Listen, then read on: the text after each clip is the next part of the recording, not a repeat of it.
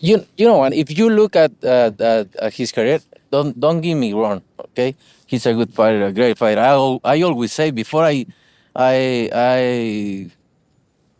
see him calling me out and won the fight and everything. I see before. I say before he's a great fighter. But if you look at his career, mention one elite fighter. Just mention me one elite fighter. So Postal wasn't elite? Who? Victor Postal. Who's that guy? Oh, so he wasn't commercialized. He wasn't. Who's he that wasn't a Postal? great. Ricky Burns wasn't elite. What? 40 years old champion in that moment beat Mr. Poster in my gym. I saw that. So Ricky Burns wasn't elite.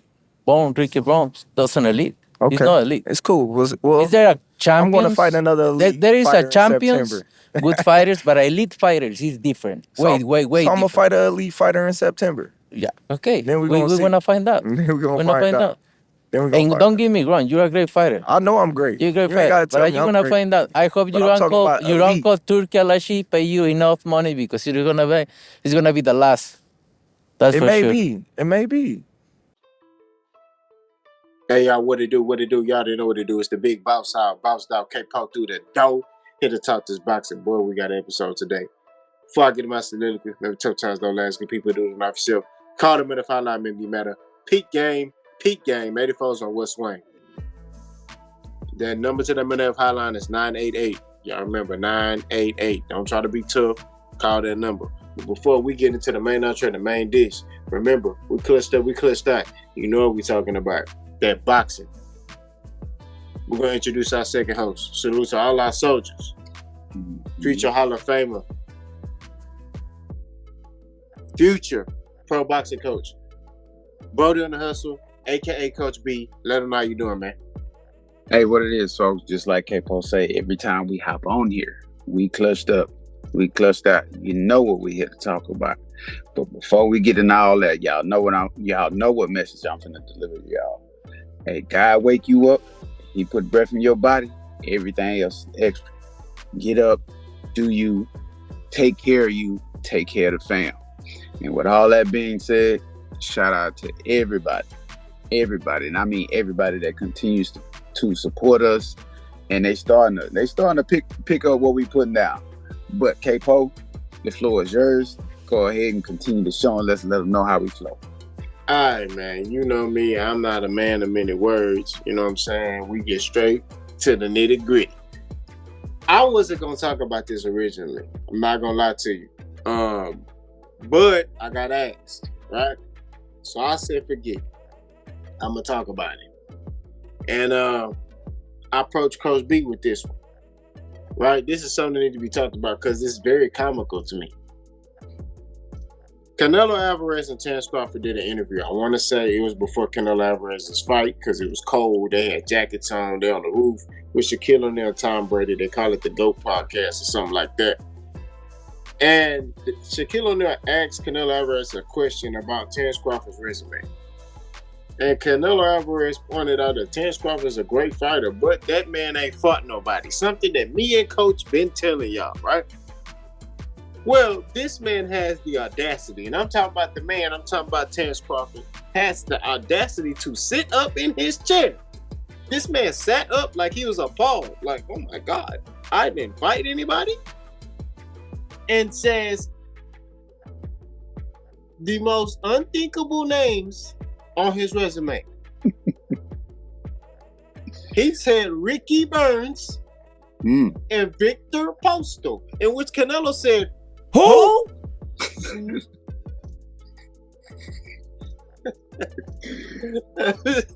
He said, who? And it's crazy because when he said that, I said the same. I'm like, what?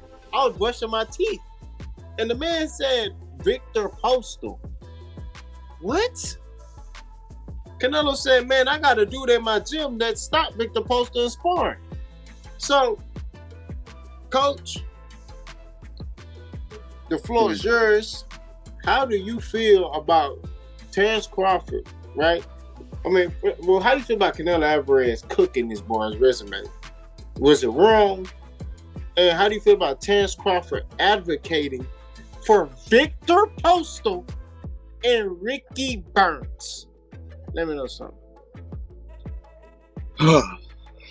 Where do I begin?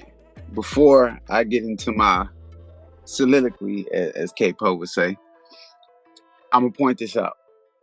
When you listen to this podcast here on Clutch Factory, me and K-Po, we do not have favorite fighters. I'm not here to nitpick and point the finger at Bud any different than I would a Tank, than I would a Devin Haney, a Shakur Stevenson. I'm going to call a spade a spade. Resume is a resume. I can say the same thing about the few names I said. When you get up here and you start trying to politic and solidify yourself as a top-notch, elite, professional fighter, don't sit in a chair next to another elite, great Hall of Famer and sit there and make it seem like you done went through the ringer. You've been bell to bell, 12 rounds with some of the greatest to ever do it. You get what I'm saying? Long story short, your resume is everything once you walk out of the sport of boxing, whether you go to the Hall of Fame or not. And right now, there's guys who probably won't make it into the won't make it into the Hall of Fame that has a far better resume than Terence Crawford. For you to sit here and be asked the question about your resume and you present the names Burns and Postal as your highlight victories, and the disrespect to come behind it, not even to mention Errol Spence, is beyond me. The only fight you have worth mentioning on your resume is Errol Spence Jr. You did what you had to do against him. Congratulations. I gave your props for that. But at the same time, you continuously in all these interviews overlook the fact that Errol Spence gave you the key to open the door for you to be able to sit across the venue and sit in the same area, let alone breathe the same air as Canelo Álvarez. That Errol Spence handed you this opportunity, and you dare say Postal and Burns are your best fights on your resume? And like I say, I have no personal knock against Terence Crawford at all. But the truth be told, you go down and look at his resume from beginning to end, from past to present, there is no name that pops out on there that says, wow, Terence Crawford has got it all figured out. This dude is the elite of the elite. He's the best of the best, and he is the greatest of the greatest. There's no name on there outside of Errol Spence Jr. And even that was a shaky win, because if we wanna go down this road, we want to throw excuses in there, which I'm not a man of excuses at all. Errol Spence wasn't in his right mind to be in a ring with Terence Crawford, and we all know that. And yes, I did pick Errol Spence to beat Terence Crawford because of Terence Crawford's past fights before this, and his resume didn't scream that he had I'm not gonna say the accolades, that he had the proven points to say he was gonna beat Errol Spence, but he beat him. I'm not running from that. I'm not running from none of that smoke. I was wrong, and it's all right to be wrong. But at the same time, for Terence Crawford to sit there and say Postal and Ricky Burns is the highlight of his career, he said it all for himself. What me and K-Po been saying about Terence Crawford, again, let me mention this again. We're not taking nothing away from what he can do in the ring. But who did you actually put yourself up against to measure up and say, this guy was on my level and I beat him? Everybody on his resume, he was worlds better. Everybody on his resume. It's not one guy you can name to say that you can say Terence Crawford was an underdog. Yeah, underdog from the fact of, oh, he comes from Omaha. He don't get a lot of views. He not a household name. Oh, he don't make a lot of money. Yeah, underdog in that aspect. But when you put up his skill set, his IQ, and what he can do in the ring against everybody he fought, there was no match. No match at all on Terence Crawford's resume. No match. And again, after this was said, he goes on, or before this was said, he tended to say that Canelo's resume ain't that good. Oh wow. And I'm gonna hold it right here and let K-Po say his piece, and then I'm gonna go back and say what I gotta say about the next part that he said about Canelo's resume. But K-Po, go ahead and let him know how you flow. Y'all better buckle up for me. For starters, Canelo Álvarez is absolutely right. Okay. Terence Crawford, I beat me and Coach been beating on the table, telling y'all, bud, booty, baby, or disciples, that Terence Crawford don't have the resume. Y'all tried to advocate for this man, and I get it. He's a great fighter. He can fight. We not saying, like Coach said, we're not taking it away from that. But when you look at the resume, when Terence Crawford hangs his gloves up, he got the accolades, but when you deep dive into his resume, he ain't fight nobody. He fought a bunch of guys that shouldn't have been champions. And we just gonna be real. And I'm not talking about Earl. Earl's the best win on his resume. Ricky Burns, who? Victor Postal, who? Julius Ondago, Mr. Ah, who only fought in America that one time, and that was against Terence Crawford for undisputed championship of the world. He fought in Germany. He fought in Germany, Africa, all over Europe. He fought over there. He came over here for the undisputed crown. So, what are we talking about? Crawford moves to 147. Mean Machine, Jeff Horn, Jose Benavidez Jr., washed up Kell Brook, washed up Sean Porter, washed up Amir Khan, Earl Spence, right? In which we gave you credit for, although there are many that say something is wrong with it. So, and you trying to, out of all that, out of the one guy you supposed to mention, that boy from DeSoto, Texas, you sat there and when Canelo Álvarez sat there and told you, or asked you, hey, what elite fighters have you fought? You have the audacity to say Ricky Burns? Bro, let me tell you something. I don't know what's wrong with Terence Crawford. I don't know if he's slow. I don't know if he got mental health issues. I don't know what he got going on. But he need to cut it out, man. What that boy used to do on Full House, cut it out. That's what he need to do. He need to cut it out. I'm doing the scissor emojis with my hand, if y'all can't see that. This is crazy. This man sat on that couch like he really be believing what he be saying. This is crazy to me. I'm sitting there and even Canelo's in disbelief. Who? You heard it in his voice. And that man can't even speak English. He said, who? He didn't say that. He said, who? Come on, man. What are we doing, bro? Like, what's up? What's up, Terence? And then the Bud Booty was, y'all co-signed it. He's right. He's right. Ricky Burns. No. Ricky Burns is trying. I guarantee you, anybody that Canelo fought on his resume will stop viciously anybody on Terence Crawford's resume. Anybody on Errol Spence's resume, when he fought them in their prime, would viciously stop anybody on Terence Crawford's resume. Viciously. And yes, I did pick Errol Spence to beat Terence Crawford because I feel like Errol Spence was battle tested. That's why. But people failed to mention the part where I said what Terence Crawford had to do to beat Errol Spence, and Terence Crawford fought exactly how Boss said he needed to fight to beat Errol Spence. Don't get me started on that. We stand on topic. The fact of the matter is this. Terence Crawford is going to be a Hall of Fame fighter, but he's going to be that Hall of Fame fighter that got that but. He was good, but. He was two-time undisputed, but. That's what he going to have. Because when you hang them gloves up,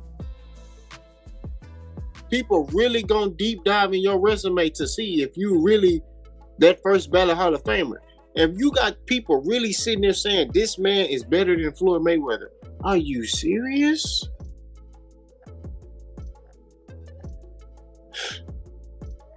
I'm not taking nothing away from Bud. Bud is a great fighter. One of the greatest fighters of today. I'm a man, coach a man. We both gonna agree on that. We not denying his talent. All we saying is he don't got the resume to back up his claim of Ricky Burns. What are you doing, Ricky? Who? Coach, keep going, man. I can keep flooring, man. Your floor is yours. Do your thing.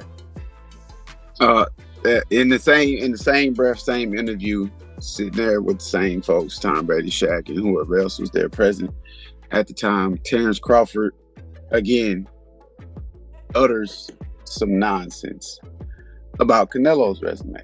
He says Canelo's resume is not worth and is not better than his. It's not a Hall of Fame resume. Let me say this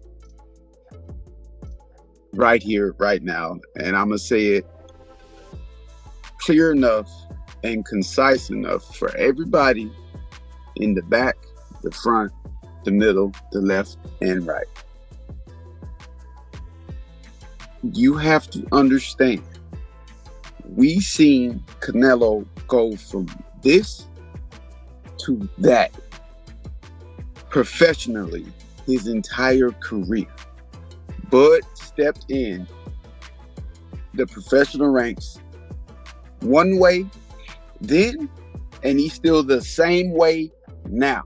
We watched Canelo evolve into a Hall of Famer. Mm-hmm. And if you really watch Canelo, you know what fight took place to make him elevate and become who he is today, the face of boxing. Mm-hmm. It was against Floyd Mayweather Jr. After he took that L, yes, Canelo lost. But this is when you figure out, this is how you see what type of man is standing in front of you, what type of man you are watching. When he got his, excuse my French, ass whooped from pillar to post by Floyd Mayweather, that man came back with a vengeance, and he came back bigger, stronger, faster, smarter, and everything under the sun. Canelo Álvarez, I'm talking about. Mm-hmm.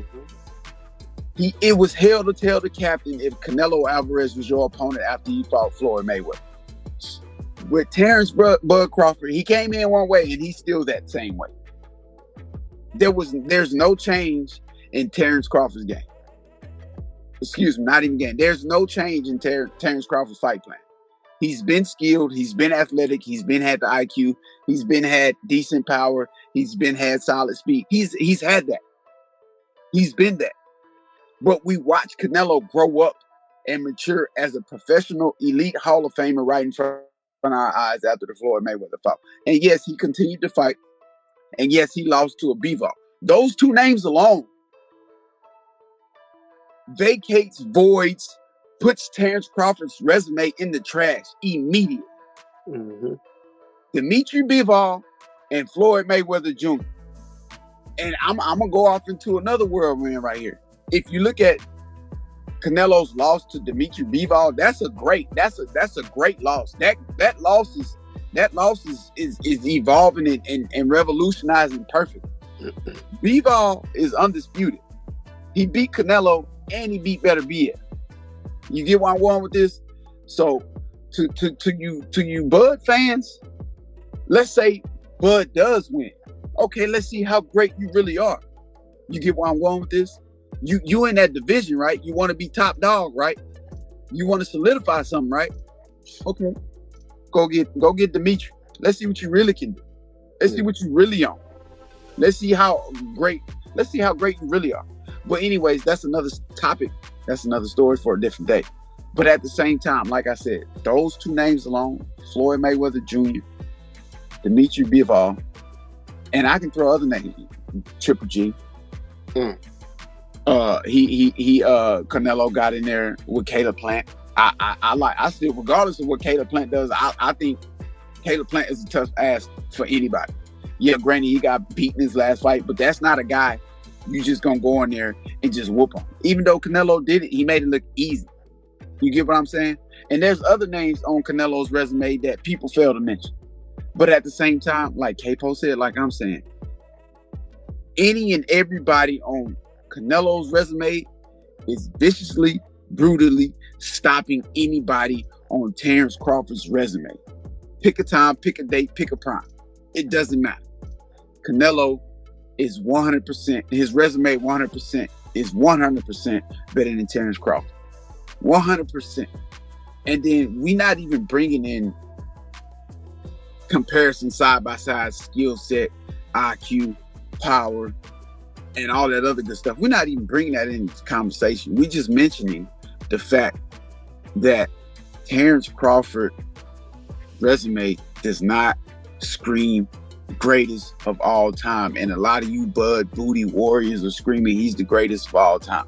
He might not even be the best in his era right now, if I'm being honest. If I'm being brutally honest. He might not even be the best in his era. And yeah, I know y'all gonna come in the comment section. Well, who else? We'll go ahead and get in the comment section. I'll be ready to answer. Trust me. I'm not gonna put it all out now. But if you come in the comment section asking these questions, or you hit K-Po up on the side, and he let me know, hey, somebody asked me, they want to know. I'm ready. We ready. We ready. We been ready. We been ready for all of y'all Bud Booty warriors. But at the same time, y'all cannot sit here now that Bud has made it to the big stage and finally got his opportunity to get in there with Canelo Álvarez and put a stamp on his legacy, his resume. Y'all cannot sit there and bring up the past and now make it seem like Bud is the greatest thing walking. Like we say all the time, and we keep saying it, we keep repeating it. We're not taking nothing away from what he has accomplished. But we are going to pull out the artifacts on who he's accomplished, what he's accomplished against. And y'all keep overlooking that. But guess what? We got it right here. We got it right here. It's coming. That matchup coming. And when it happened, don't be scared. If Canelo win, just like me and K-Po would, if Crawford win, we're gonna sit here and take our criticism like men. And that's that. It is what it is. We're gonna sit here and we still gonna talk our shit. Excuse my French. But at the same time, if and when Canelo wins, be ready. Because we coming hot and heavy. Pause, no freakies in full effect now. We coming. Period. And we not letting up. Oh, what happened to Terence Crawford? He had this and he had that. Da-da-da-da-da. He gonna do this to Canelo. He gonna do no. What about it now? And then really, I'ma really be on y'all throats if Canelo outboxed him for 12 rounds. Cause that's what y'all leaning on. Oh, Terence Crawford got the skill to outbox Canelo. He gonna whoop him for 12. If Canelo beat him in the 12-round fight, I'm coming for y'all. Period. K-Po, the floor is yours. Man, Terence Crawford is not qualified to speak on Canelo Álvarez's resume. Let me say it again.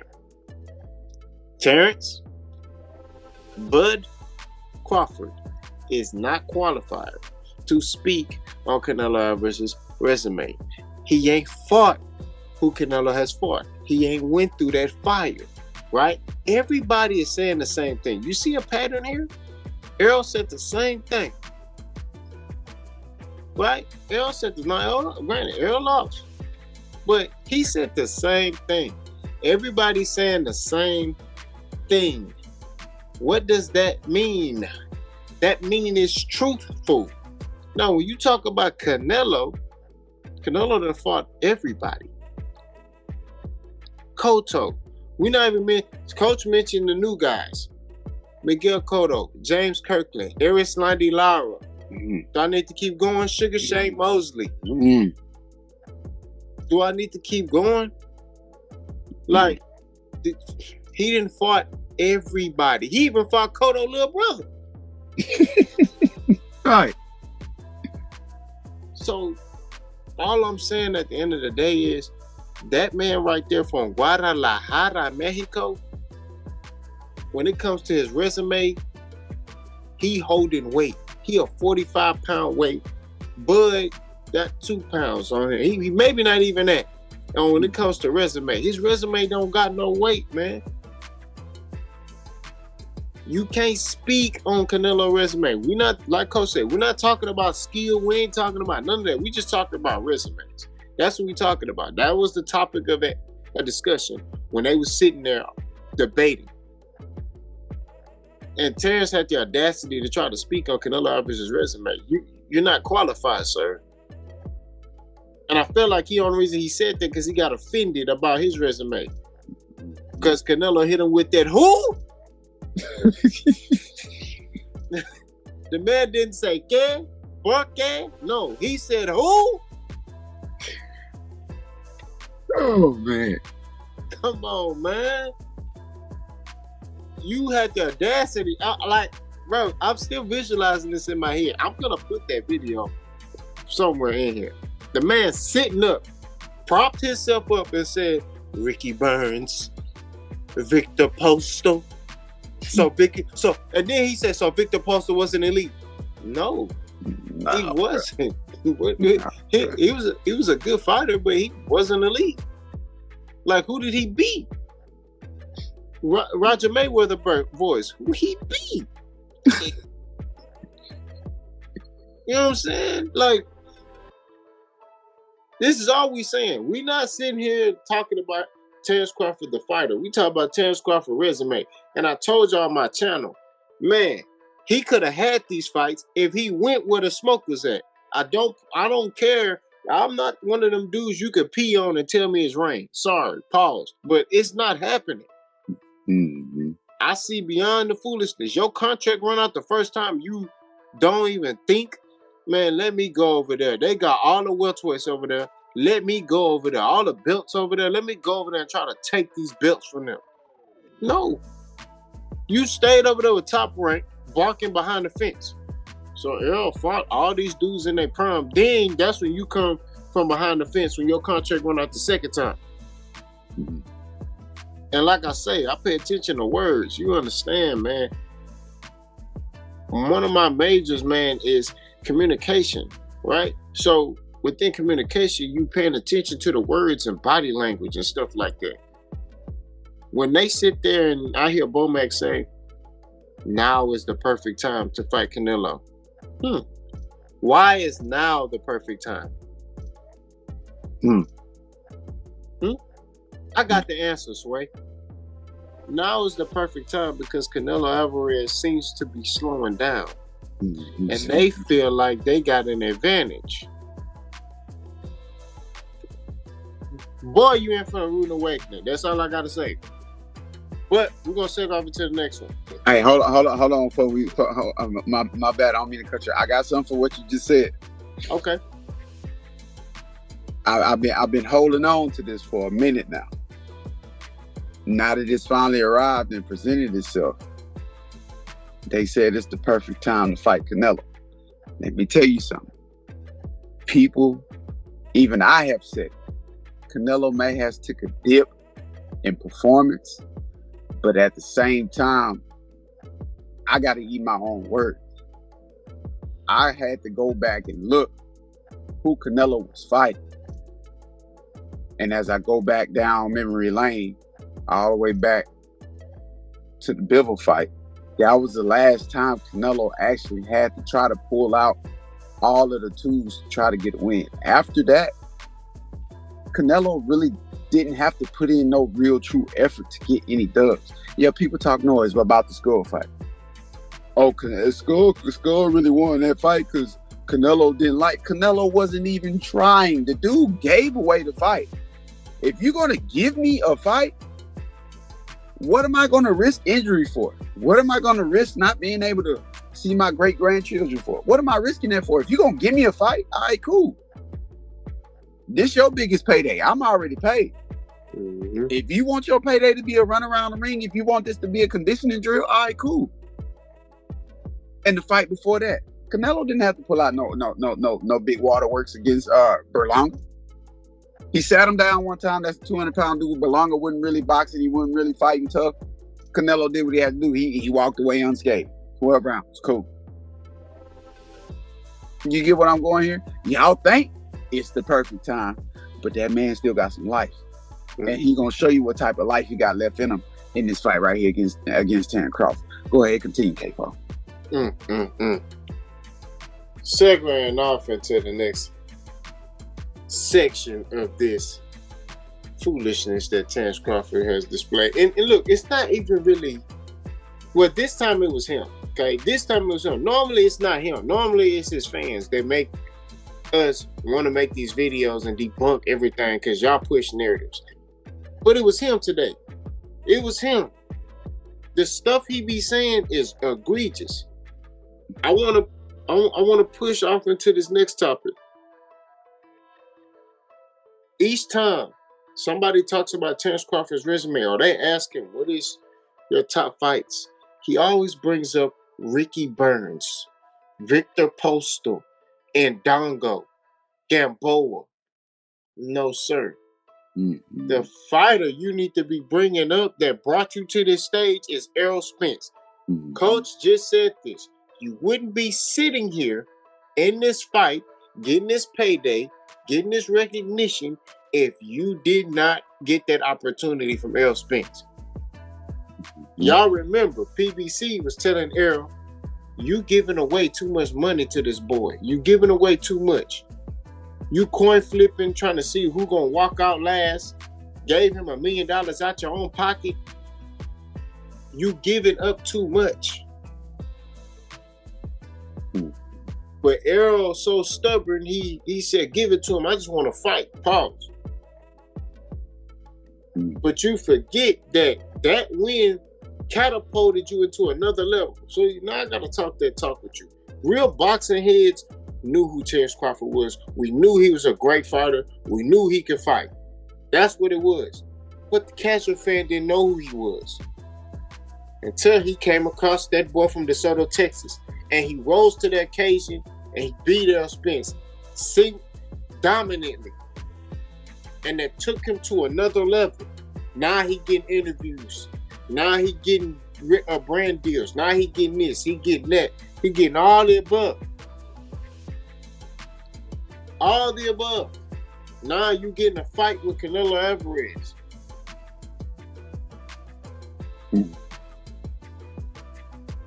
Okay, I think he getting a little beside himself because, he stepped out on his old lady. But we talking boxing, right? We talking boxing, but you see how the fame has gotten to him, right? That's another example.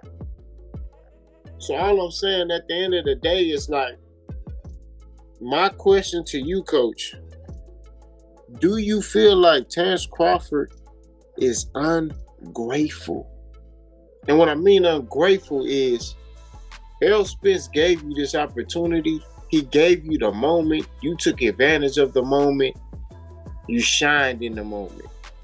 Now you failed to mention his name. You've done everything to try to diminish this dude who gave you an opportunity. So do you feel like brother's ungrateful, or do you feel like he is grateful? These other fighters are just that great that he's mentioning. The Victor Postals. Who? The Ricky Burns. Let me know something. I'm gonna be real right here. Sometimes people always overlook the true opportunity that was presented to them from another person, especially when it's a person of the same color. I don't see how Terence Crawford continuously tried to dilute and kind of separate himself from the fact that Errol Spence gave you this opportunity. He gave you this opportunity. Like Capo said, it was people telling Errol Spence, you're doing too much now. Say, Junior, you're doing too much now. You're giving away too much now. And Earl,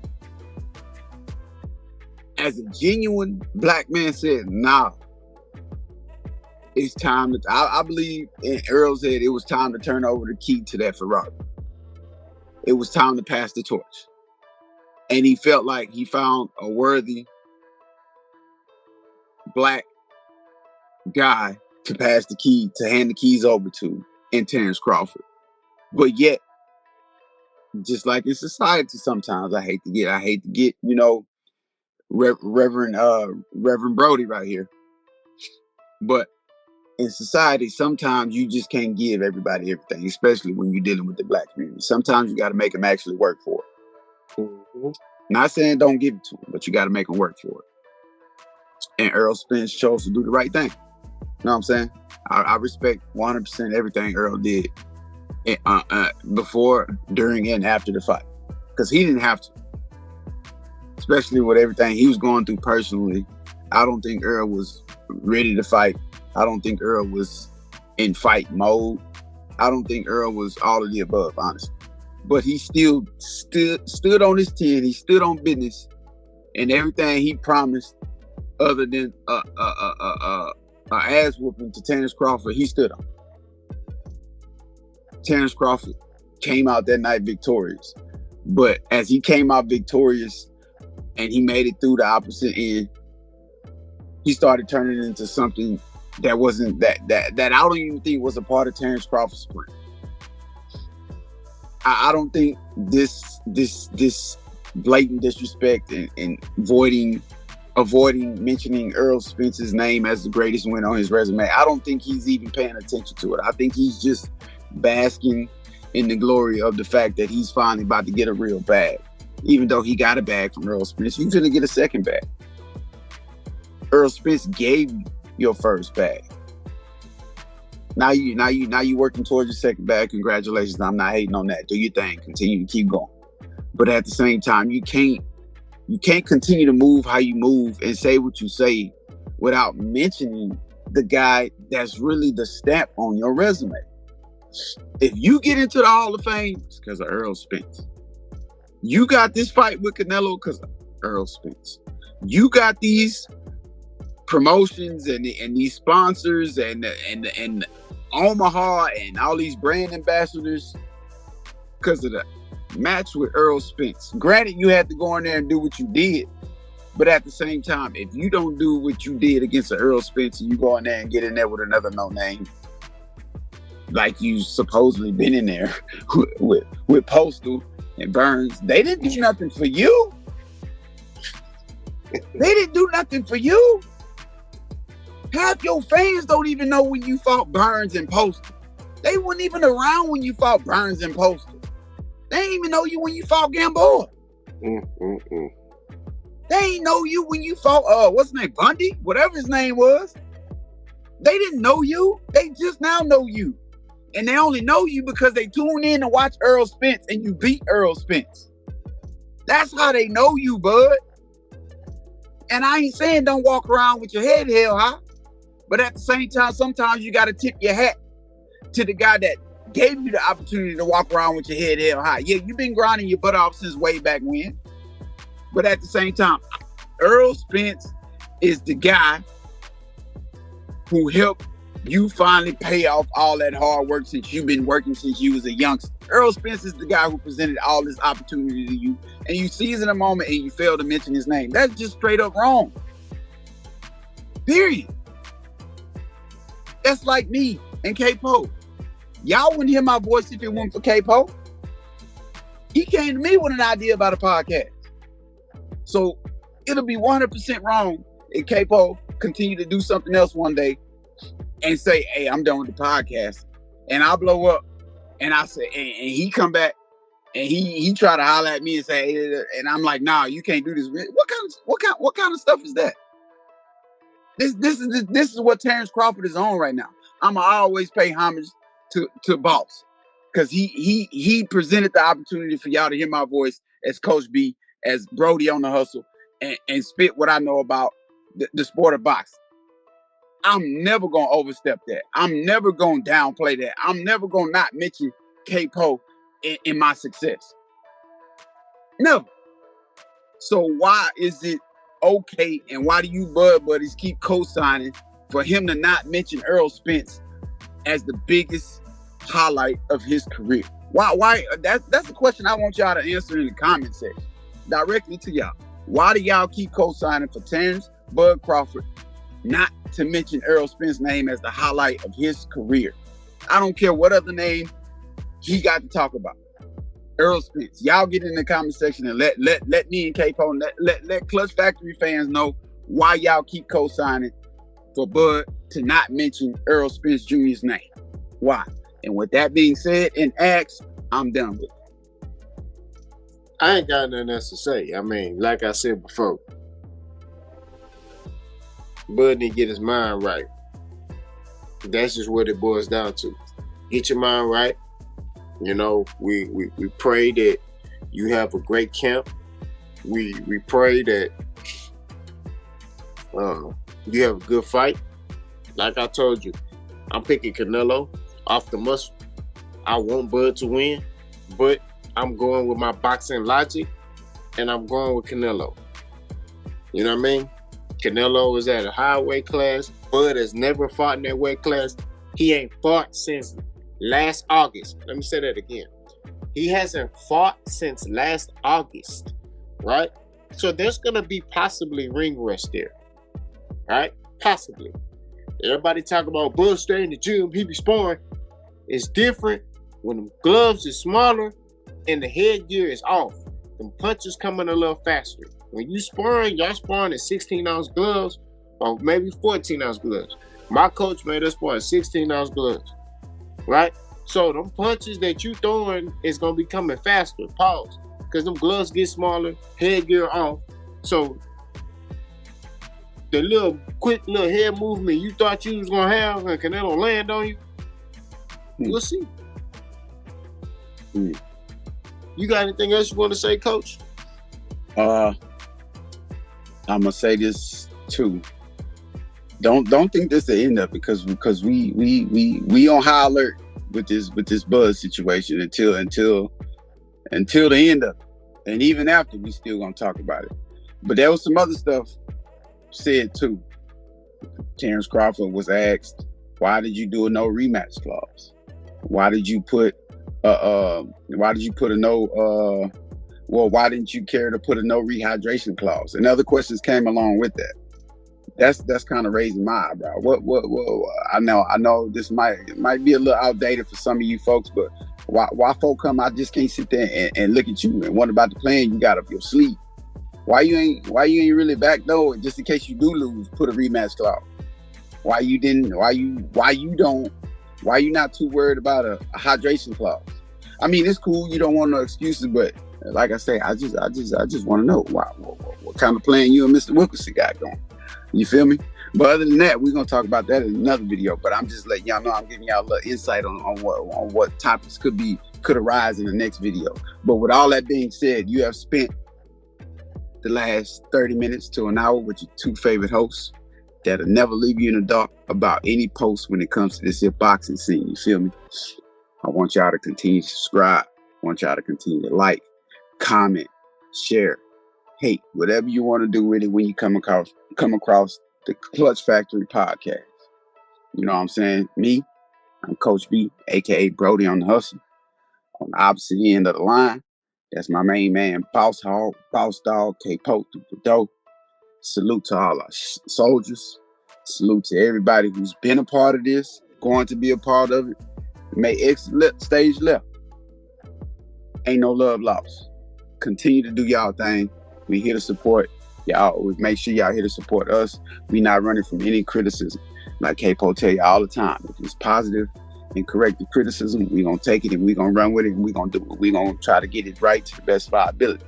But if you come over here with that nonsense, that foolishness, that hanger jangle, you might catch something rudely and unexpected. Well, sometimes we might just intellectually let you know, intelligently let you know. All right, cool. We hear what you're saying, and we're going to boom, boom, bam, straighten it out. But with all that being said, y'all go ahead, enjoy your night. Like we say all the time, hey, don't be scared. Use that mental health hotline. We have reached the end of the podcast. We gone.